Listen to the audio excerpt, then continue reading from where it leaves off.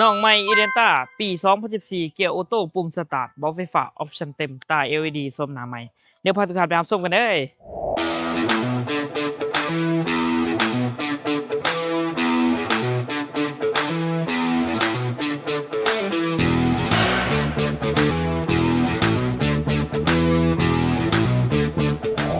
สบายดีทุกท่านวันนี้ทั้งสองเขาเองเจนดาวคารถเล่าเขาเองโจนัสเตอร์สอน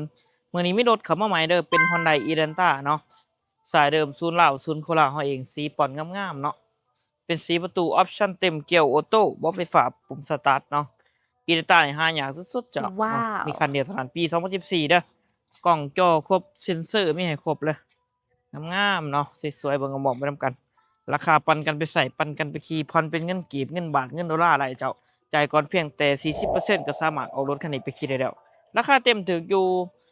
255ล้านกีบเจ้ามาเบิ่งรถจริงก็สามารถเอาร่วมกันได้ตอนนั้นก็ได้เดี๋ยวพาทุกท่านเข้าไปเบิ่งรถข้างในเลยโอเคเดี๋ยวพาทุกท่านมาเบิ่งข้างในเนาะเป็นเบาะไฟฟ้าเนาะปรับได้8ระดับเบาะหนังพวงมาลัยมัลติฟังก์ชันจอ Android เด้อทุกท่านเด้อสวยๆงามๆเลยเพื่อออกเวลางามเนาะทั้งออกทั้งหลังเกียร์ออโต้6สปีดปุ่มสตาร์ทเนาะออปชั่นเต็มคันนี้ปรับแอนพับแบนได้ข้างหลังกว้างขวางสะดวกสบายงามๆเนาะจักดีแอร์เย็นรถเดิมบ่ต่ำบ่ปีนพวงมาลัยมัลติฟังก์ชันเนาะปุ่มสตาร์ทสายเดิมศูนย์เหล่าสวยๆงามๆปี14เด้อทุกท่านคันนี้มีคันเดียวเนาะทางดังเดิมๆเนาะบ่ต่ำบ่ปีนเด้อต้องทุกช่องถ่ายมิดออกมิดอักอยู่ครบทุกจุดเจาะคันนี้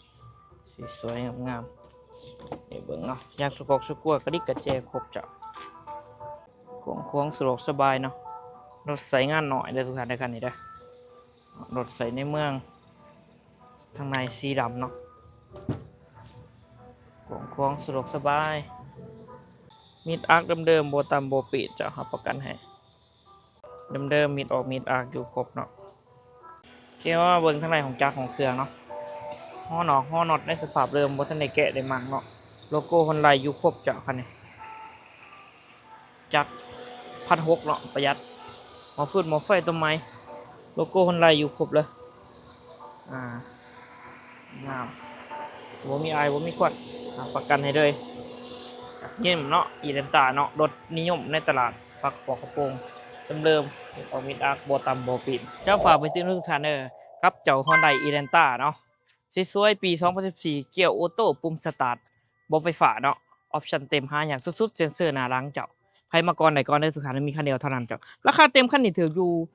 255ล้านกีบมาเบิ่งรถตัวจริงก็สามารถร่วมก็ได้ต่อรองก็ได้โดนเฮาอยู่ปากเซเด้อสดผ่อนเทิร์นได้ผ่อนเป็นกีบเป็นบาทเป็นดอลลาร์อะไรสบายเนาะจ่ายก่อนเพียงแต่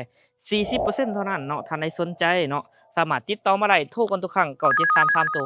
679ฝากติดตามทุกช่องทางเจนนาคาโดดาวเพื่อบ่พลาดข้อมูลดีๆและการรีวิวรถต่างๆเจ้าขอบใจทุกท่านได้